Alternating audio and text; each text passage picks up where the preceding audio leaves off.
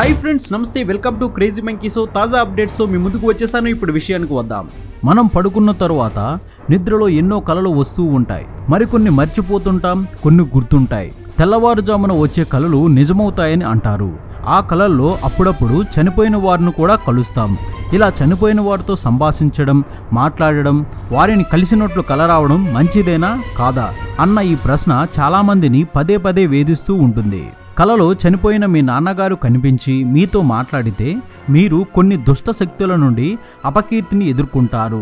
అలాగే మీ శత్రువుల నుండి జాగ్రత్తగా ఉండమని సంకేతాలను ఏవైనా కోల్పోయే అవకాశం ఉంది అని అర్థం. ఇక కలలో మీ తల్లి కనిపించినట్లయితే మీ ఆరోగ్యం గురించి జాగ్రత్తలు తీసుకోమని, అలాగే తోటివారితో జాగ్రత్తగా ఉండమని సంకేతాలు ఇస్తుంది. చనిపోయిన మీ అన్నగారు లేదా తమ్ముడు కనిపించినట్లయితే త్వరలో మీరు ఒక స్వచ్ఛంద సంస్థను ఏర్పాటు చేయబోతున్నట్లుగా అర్థం.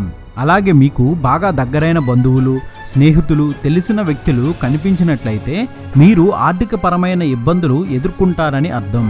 చనిపోయిన వ్యక్తులు మీ కలలో కనిపించినట్లయితే మీరు ఆనందాన్ని, జీవనాన్ని కోల్పోతున్నట్లు, సరైన ఆలోచన ధోరణిలో వెళ్లకుండా ఏదో కీడు మిమ్మల్ని శంకిస్తున్నట్లు, అలాగే చిన్న చిన్న సంతోషాలను కూడా మీరు కోల్పోతారని అర్థం. చనిపోయిన వ్యక్తితో సంభాషిస్తున్నట్లయితే మీరు ఎప్పుడూ ఆ బాధని దిగుమంగుకోలేక ఎంతో వ్యధను, దుఃఖాన్ని అనుభవిస్తున్నారని అర్థం.